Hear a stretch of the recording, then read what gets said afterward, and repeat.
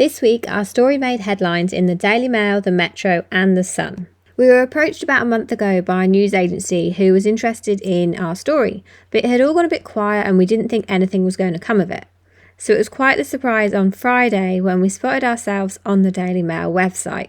We were a bit giddy with excitement and celebrated with a few drinks and a takeaway, because let's face it, something like this doesn't happen very often in your life. But then we watched as the comments started rolling in.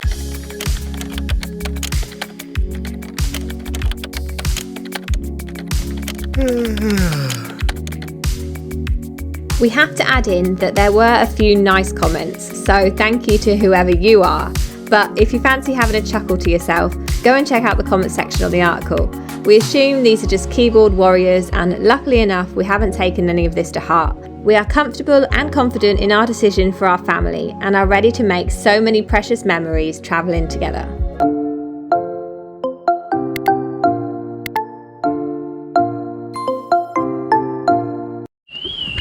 Just a question!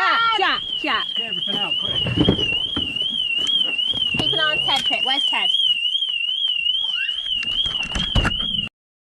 Right, so just following on from our alarm incident, which sent me into a bit of a panic, I've had the engine battery just down there. I've just had that on charge for the last couple of days and it's now back up to fully charged, which is good.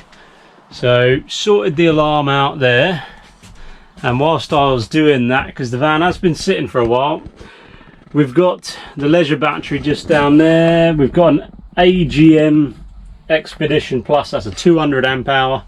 I've had that on charge with well, just plugged into the mains at the minute, and we've got the Victron smart charger there, so that's just charging up, and I've had it plugged in for about half an hour and it's already back up to well, it's on float, so it's pretty much fully charged. So we've obviously got all the van stuff happening, all the build. We're under a lot of pressure to get that done. But we've also got to do everything else that comes with selling a house and actually getting ready to go travelling. So this week I've been trying to tick off those jobs that need doing, one of which is our travel insurance. Now, it's been a bit more complicated this time because we're coming back to the UK for 3 months. For the long stay, we can't get a long stay for a year because it doesn't cover you for coming back to the UK for more than 21 days, I think it is. So we couldn't do that. We couldn't just cover the whole trip in a one-er. That was out of the question. And just doing a single trip one didn't work either, because they're usually only for about 30 days. So they're quite limited. But we have found one with Alpha Insurance. And our little workaround is it is still a long stay. So that gives us 90 days. You can select the date range you want it to cover. And so we've gone with that. So it's a long stay, and we're just going to be getting a policy for the first 3 months. Then we'll be back in the UK. And before we head out again, we'll then get another policy. And it's worked out quite cheap. So I think coming back to the UK has worked in our favour, because the quotes we were getting for like a whole year were quite expensive. But doing it this way round, those first 3 months I think are costing us about £81 on travel insurance, which isn't bad. And I think that includes gadget cover as well, so that covers us for the whole of Europe.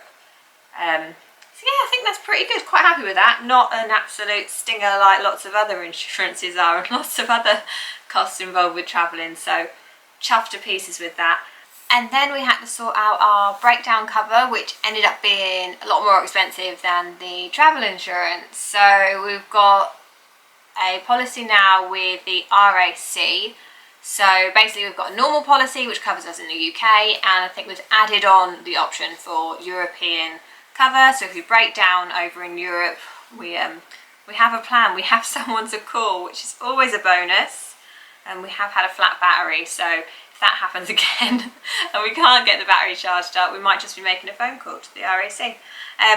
Hopefully not.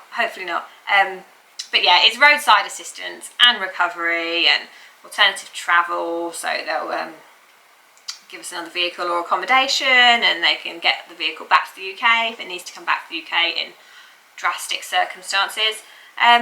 So that's all good. That's a bit of comfort. All these things are just what ifs, aren't they? What if you break down? What if you get ill? And I think we spend a lot of money on these what ifs, but it has to be done. Has to be done. We want the security of knowing that there's help there if we need it.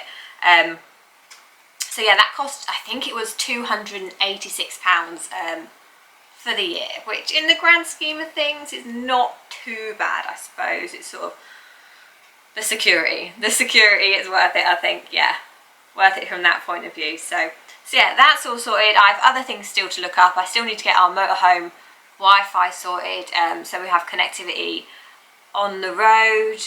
I've still got a bunch of other stuff, but off the top of my head I can't think of it, which is the problem, because then I think I don't have a lot to do when I do actually have a lot to do.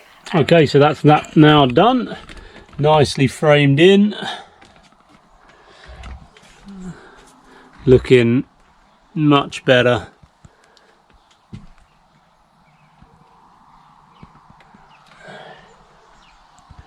Perfect. The next job is to strip all of the insulation off here, and that's because the pop top is going on, so they need the bare roof, the bare metal. So we're going to be taking all of this off, and I'm probably not going to reuse the Kingspan one, because when I rip it all off it's probably going to sort of go to pop. The foil barrier is probably going to rip off, but we'll see. Yeah, so we'll see what that's like. We'll see if there's any moisture or wetness underneath there. It'll be quite interesting to see.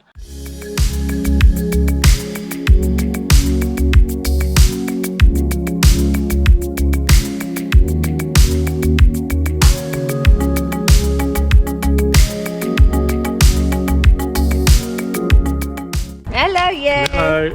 Hello. So we're just about to take the van for its pop-top installation, aren't we? Not what we want to do on a Sunday evening, I must admit. 5:30, isn't it? 5:30, and we've got about an hour's drive down to Kendal in South Lakes. We're up in the north of Cumbria. So drive down there, nice easy drive. It's a Sunday, so traffic will be fine.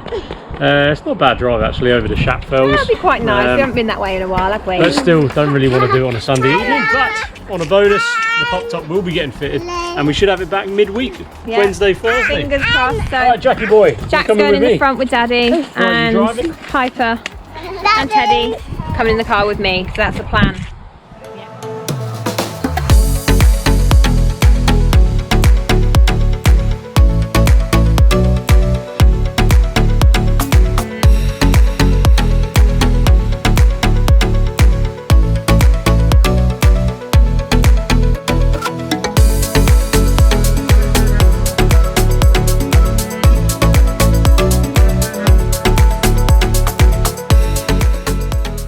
The next time we see this, our van, it's going to have a pop top on the roof, which is quite exciting.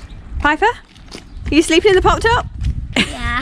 Are you excited to see your new Me bed? and Jack are going to sleep in the pop bed, and hopefully I'm not scared. You won't be scared. Which I know I won't be, but we'll wait and see. You are a bit of a scaredy cat, aren't you?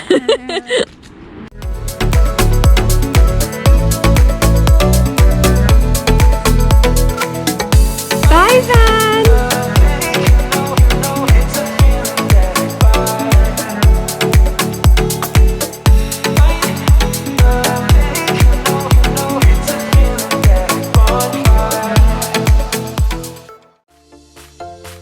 Don't forget to click subscribe, and we'll see you next week.